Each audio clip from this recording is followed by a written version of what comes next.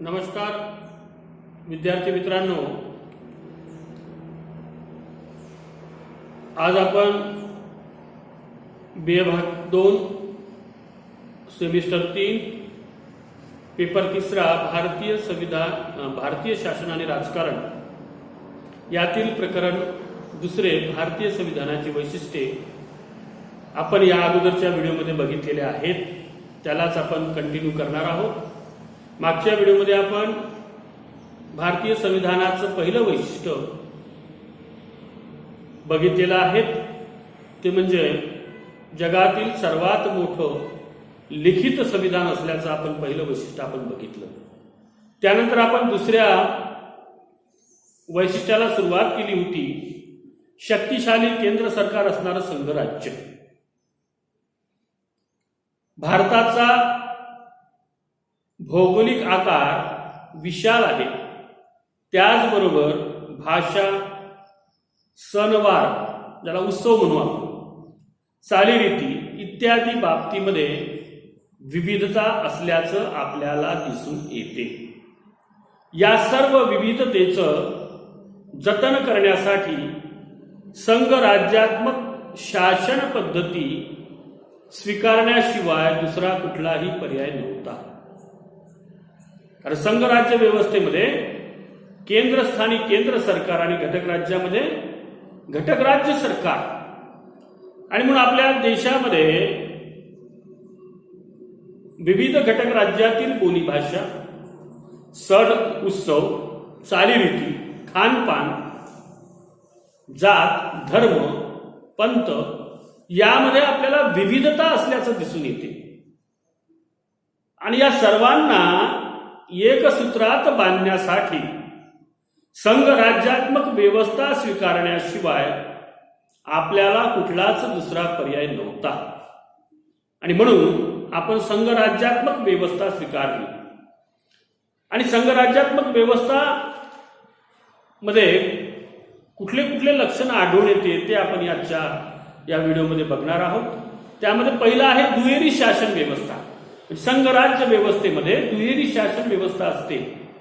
संघराज्यात्मक रचनेत संपूर्ण देशासाठी महत्त्वपूर्ण विषयाची घटनात्मक जबाबदारी असणार, म्हणजे महत्त्वाची घटनात्मक जबाबदारी असणार केंद्र सरकार असते. तसेच घटक राज्य पातळीवर किंवा घटक राज्यासाठी महत्त्वाच्या विषयावर घटनात्मक जबाबदारी असणार राज्य सरकार. संविधानाद्वारेच केंद्र सरकार व राज्य सरकार यांची निर्मिती करण्यात आलेली आहे. आणि म्हणून संघराज्यात्मक व्यवस्थेमध्ये दुहेरी शासन व्यवस्था असते, की ज्या पद्धतीने आपल्याला माहिती आहे की केंद्र सरकार आपल्याजवळ आहे. केंद्र सरकारचा राज्यकारभार करणारे या देशाचे पंतप्रधान नरेंद्र मोदी आहेत आणि त्यांचं मंत्रिमंडळ आहेत, ते दिल्लीला आहेत. आणि प्रत्येक घटक राज्यामध्ये सुद्धा त्या घटक राज्याची सरकारे असल्याचं आपल्याला दिसून येते.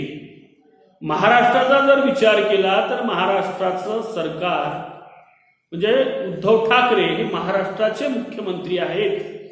आणि घटक राज्यासाठी महत्त्वपूर्ण विषयावर कायदे करण्याचा अधिकार, महत्त्वपूर्ण विषयावर निर्णय घेण्याचा अधिकार हा कुणाला आहे, तर त्या घटक राज्याच्या मुख्यमंत्र्याला आहेत. आणि महाराष्ट्रामध्ये उद्धव ठाकरेंना आहेत. तर संपूर्ण देशासाठी म्हणजे केंद्र सरकारला संपूर्ण देशासाठी महत्त्वपूर्ण विषयावर घटनात्मक कायदे करण्याचा अधिकार किंवा घटनात्मक जबाबदारी ही केंद्र सरकारवर आहे. आणि तो केंद्र सरकारचा राज्यकारभार पंतप्रधान नरेंद्र मोदी आणि त्यांचं मंत्रिमंडळ पाहत असल्याचं आपल्याला दिसून येते. अशा पद्धतीने दुहेरी शासन व्यवस्थेचा आपण स्वीकार केलेला आहे. त्यानंतर अधिकारांची विभाजन. केंद्र सरकार आणि राज्य सरकार यांच्या अधिकाराचे स्पष्टपणे विभाजन करण्यात आलेले आहे. जर अधिकाराचे विभाजन केले नाही तर त्यांची काय होईल, भांडणं होतील, अधिकाराबाबत वाद निर्माण होतील, सत्ता स्पर्धा निर्माण होईल. आणि म्हणून संघराज्यात्मक व्यवस्थेमध्ये अधिकाराचे स्पष्टपणे विभाजन करण्यात येते.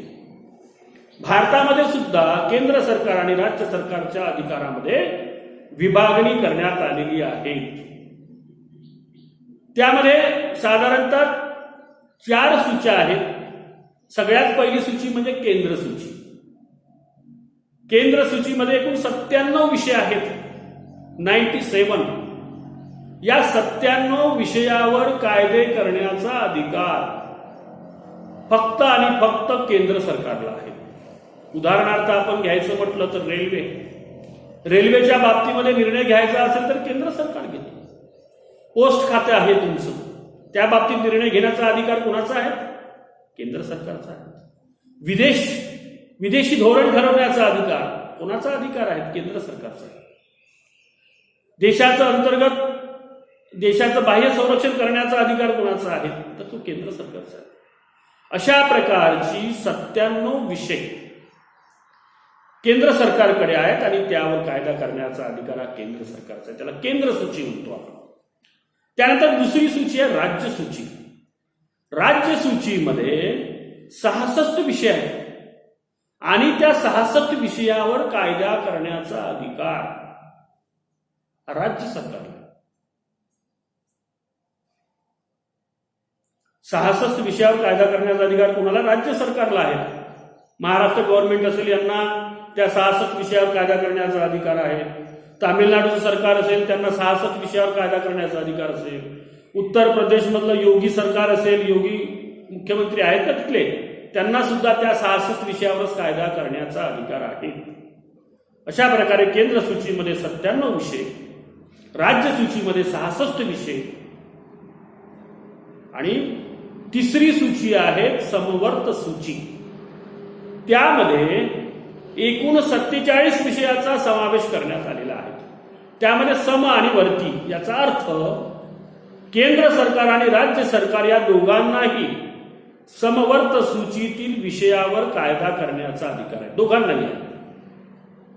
परंतु एकाच वेळेस 47 विषयापैकी कुठल्याही एका विषयावर दोघांनीही कायदा केला असेल तर तो केंद्र सरकारचा कायदा हा श्रेष्ठ मानला जातो आणि राज्य सरकारचा कायदा ऑटोमॅटिकली रद्द होतो.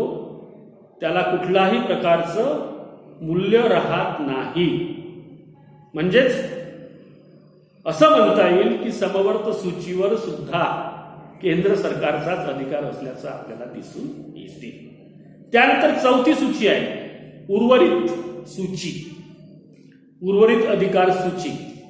जे पहिल्या सूचीमध्ये विषय आलेले नाहीत, केंद्र सूचीमध्ये विषय आलेले नाहीत, राज्य सूचीमध्ये विषय आलेले नाहीत किंवा समवर्त सूचीमध्ये सुद्धा विषय आलेले नाहीत, असे राहिलेले सर्व, ज्याला उर्वरित सूची म्हणू आपण, या उर्वरित सूचीमध्ये किती विषय आहे असं म्हणता येणार नाही आपल्याला, परंतु जे काही विषय राहिले असेल अशा सर्व विषयावर कायदा करण्याचा अधिकार सुद्धा केंद्र सरकारचा आहे. आणि म्हणून संघ राज्य व्यवस्थेमध्ये केंद्र आणि राज्य सरकारच्या अधिकारामध्ये स्पष्टपणे विभागणी करण्यात येते.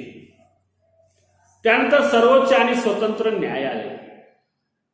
संघ राज्य व्यवस्थेमध्ये स्वतंत्र आणि सर्वोच्च न्यायालय असते. संघ राज्य रचनेमध्ये केंद्र सरकार, राज्य सरकार यांच्या मधील अधिकार क्षेत्राच्या बाबतीमध्ये जर काही वाद निर्माण झाला असेल, अशा परिस्थितीत संघ राज्याचे केंद्र सरकारचे संरक्षण करण्याची जबाबदारी किंवा स्वतंत्र आणि अंतिम अधिकार असणारं न्यायालय आवश्यक आहे. आणि केंद्र आणि राज्य यांच्यामध्ये कुठल्याही प्रकारचा वाद निर्माण झाला असेल तर वाद सोडविण्यासाठी स्वतंत्र न्यायालय असणे किंवा सर्वोच्च न्यायालय असणे आवश्यक आहेत. आणि हे सर्व प्रकारचे न्याय हे त्या देशाच्या, म्हणजे ज्या ज्या ठिकाणी संघराज्य व्यवस्था असेल त्या देशाच्या सर्वोच्च न्यायालयामध्ये केंद्र आणि राज्य सरकार यांच्यामध्ये कुठल्याही प्रकारचा वाद निर्माण झाला असेल तर ते प्रारंभिक अधिकार क्षेत्राच्या अंतर्गत केंद्र आणि राज्य सरकारचे वाद मिटवण्याचा अधिकार हा सर्वोच्च न्यायालयाला प्राप्त झालेला असतो. अशा प्रकारे भारतात केंद्र संघराज्य रचना आहे. त्याचबरोबर भारतीय राजकीय व्यवस्थेला स्थिरता आणि सुरक्षिततेसाठी शक्तिशाली केंद्र सरकार निर्माण करण्याच्या दृष्टिकोनातून तरतूद करण्यात आलेली आहे. अशा प्रकारे भारतीय संविधानाचं दुसरं वैशिष्ट्य आपण बघितलेलं आहे. विद्यार्थी मित्रांनो, पुढच्या व्हिडिओमध्ये आपण पुढचे काही वैशिष्ट्यांचा अभ्यास करणार आहोत. मी या ठिकाणी थांबतो आहे. आपण हा व्हिडिओ बघून सबस्क्राईब करा, लाईक करा आणि कॉमेंट्स करा. धन्यवाद.